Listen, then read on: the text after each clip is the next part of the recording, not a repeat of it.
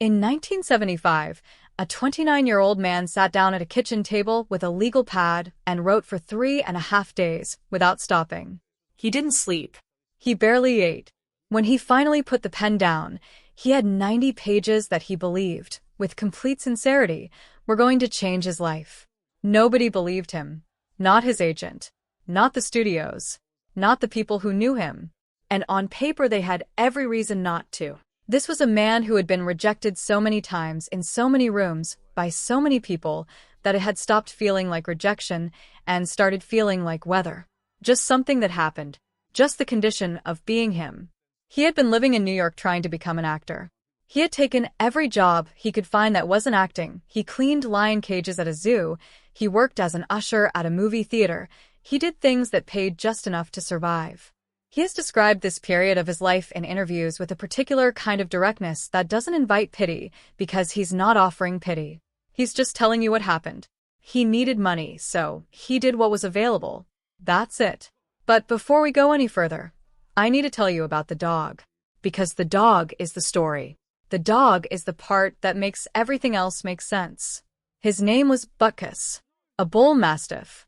And Stallone has said in multiple interviews across multiple decades that Butkus was the only thing he had in that period that wasn't conditional. Everything else in his life was uncertain. His career was uncertain. His finances were a daily emergency. But the dog was just there. Just steady. The kind of companionship that doesn't ask you to explain yourself. And then one day, outside a convenience store in New York, he met a man who offered him $200 for the dog. Stallone said no. The man came back. Offered $300. Stallone said no. He has said that he stood outside that store and cried after the man left. He couldn't afford to feed himself properly. He couldn't afford to keep the dog properly. But he couldn't sell him. Except that a few weeks later he did. He sold Butkus for $25 to a stranger outside a liquor store because he had absolutely no other option. He needed the money more than he could afford to keep what mattered to him. He walked home without the dog. And that night he sat down and started writing Rocky. Now, I want you to hold that image for a second. Because what you need to understand, what the whole rest of this story depends on, is that Rocky wasn't a movie idea. It wasn't a pitch. It wasn't something Stallone had been developing for months, thinking about story structure and character arcs. It was a man at the end of his rope, writing the only thing he knew how to write. He wrote a fighter because he felt like one. He wrote someone who wasn't supposed to win because he felt like that was him. He wrote a story about going the distance, not winning, just not quitting, because that was the only goal he felt he could still honestly claim. When the script was done, he took it to producers. And here's where it gets strange, because this is where most people's version of the story stops being accurate. Studios liked it. That's the part people know. What people don't always know is how much they liked it. They were offering real money, significant money, for a man who had just sold his dog for $25 and was sleeping in his car on some nights. This was not an abstract offer. This was a way out. But the offer came with a condition. They wanted to cast a real star in the lead role. Someone who could open a film. Stallone, with his face and his accent and his total lack of a track record, was not someone they considered a real star. They wanted the script. They didn't want him. And he said no. His agent told him he was insane. People around him told him he was making a catastrophic mistake. He had nothing, genuinely nothing, and he was turning down money because he wanted to play a role that nobody believed he could play. The offers kept coming back higher. He kept saying no. Each time. He has explained this decision in interviews, and the explanation is simple and a little frightening. He said he knew that if he sold the script and someone else played Rocky, it would work. The story was good enough. The character was right. But he also knew that he would spend the rest of his life watching someone else be the thing he made. And he decided he couldn't do that. He decided that was worse than staying broke. So he held out. And eventually the studio, United Artists, agreed. They let him star. But they cut the budget to protect themselves. If this unknown guy with the strange face and the stranger voice was going to insist on being in his own movie, they were going to make sure they didn't lose much when it failed. The budget was $1 million. By Hollywood standards at the time, that was almost nothing. Rocky came out in November 1976. It made over $200 million worldwide. It won Best Picture at the Academy Awards. It was nominated for 10 Oscars. And Sylvester Stallone became only the third person in history to be nominated for both Best Actor and Best Original Screenplay in the same year. The week it opened, he went back to the liquor store. He stood outside and waited. He had to wait for 3 days. He has told this story himself, before the man who bought Bacchus came back. And when he did, Stallone offered to buy the dog back. The man had figured out who he was by then. He knew what had happened. He wanted $15,000. Stallone paid it. He also gave the man a small role in Rocky. That's not a detail from a movie. That's what actually happened. The man who sold his dog for $25 bought him back for $15,000 and gave his buyer a film credit. And that is the thing you have to understand about Stallone before anything else, before the sequels, before the franchise, before all of it, because everything that came after is just a longer version of that same story. A person who refused to accept that the world had decided what he was worth. Now, let's talk about what happened next. Because most people think the story goes, Rocky, huge success, instant superstar, everything is great.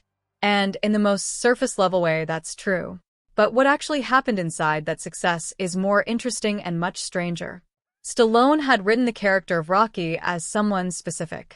Someone with a kind of stumbling sincerity, someone who wasn't clever, who wasn't fast, who got by on the fact that he simply would not stop. And audiences responded to that with an intensity that nobody predicted. Not the studio. Not the critics, many of whom were initially dismissive. Not even Stallone himself, who has said he didn't fully understand what he had done until he watched an audience watch the film for the first time.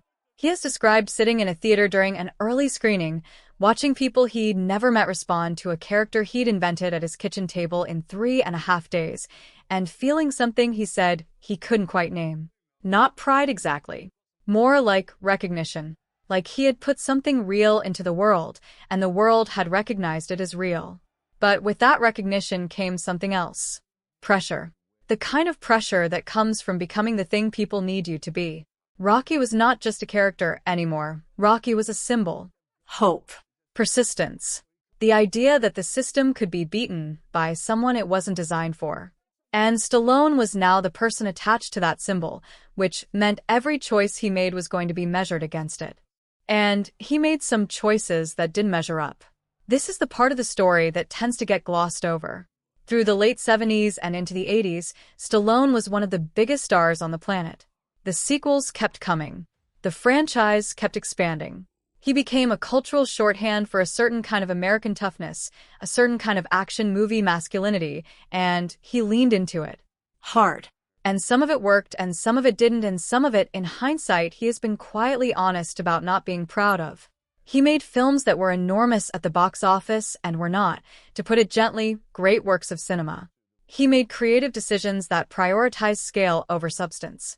He got caught in the machinery of being a franchise, which is a particular trap because the franchise becomes its own argument. People will come. The money will come. And slowly the original reason you started making things gets a little quieter under all of that noise. He has said in interviews, not with drama, but with a kind of matter-of-fact acknowledgement, that there were years in the middle of his career where he lost the thread. Where he was making movies because that's what you do when you're Sylvester Stallone, not because the thing he was making had something true in it. And the audience noticed. Not all at once. These things never happen all at once. But the box office started to shift. The critical reception, which had never been particularly generous to begin with, got harsher. There was a period in the 90s where the narrative around him changed from unstoppable action star to something more complicated. A man who had been huge and was now being discussed in the past tense while he was still very much present. He kept working. That's the thing that gets overlooked. He kept showing up. He made films that didn't work, and he made more films. He took roles that people in his position don't usually take, smaller things, character parts, things where he wasn't the center because he needed to work and because something in him was still looking for the next real thing. And then something happened that nobody expected. In 2006, 30 years after the original, he made another Rocky film, Rocky Balboa. He wrote it, directed it, starred in it, at an age when people had decided that chapter was over. The critical response was not what it had been in 1976. Nothing is 30 years later, but it was genuinely warm in a way his films hadn't been in a long time. People responded to it. Not just because of nostalgia, though there was nostalgia, but because the film itself was honest in a way that felt earned. There's a speech in that film, and I'm not going to describe it in detail because if you haven't seen it, you should actually see it. But there's a speech Rocky gives to his son about what it means to keep going when the world has decided you're done. And whether he wrote it for the character or for himself, or whether by that point those two things were no longer separable, it doesn't really matter. It lands. It lands because it's true. And you can feel that it's true. And then Creed came. 2015, a film built around a new character, with Stallone in a supporting role. Playing Rocky not as the protagonist, but as the mentor. Playing someone who is getting older and dealing with loss, and still trying to figure out how to be useful in the world. He received an Academy Award nomination for it. Not a courtesy nomination, a real one. The kind where people in the industry, who take these things seriously, said this is actual work. He didn't win. And the way he talked about not winning was instructive. He said he was grateful. He said it sincerely. He said that at his age, having people look at his work and find something worth recognizing in it meant more than the award itself would have. And you could tell he meant it, not because he was performing graciousness, but because he had been doing this long enough to know the difference between what matters and what doesn't. Here is what actually happened to Sylvester Stallone. Not the official version. Not the version where he's always been exactly what the posters say he is. He was a person who had almost nothing and made something from it. Then he had everything and lost the thread of it. Then he got older and found the thread again in a different place than he'd left it. He sold his dog and bought him back. He turned down money on a bet that he knew what he was worth and refused to accept anyone else's number.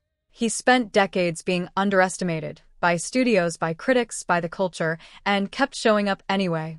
The question the title of this video asks, what really happened to Sylvester Stallone, has a very simple answer. And the answer is this. He kept going in the direction of something true, even when the path to it wasn't obvious and even when the world had moved on to deciding what he was. That's not a triumphant ending. It's not a tragedy either. It's just what persistence actually looks like when you're inside it before anyone has decided whether it worked or not. Before the outcome has made the story make sense. In the middle, it just looks like someone who won't stop. And it turns out that's the most interesting thing he ever did.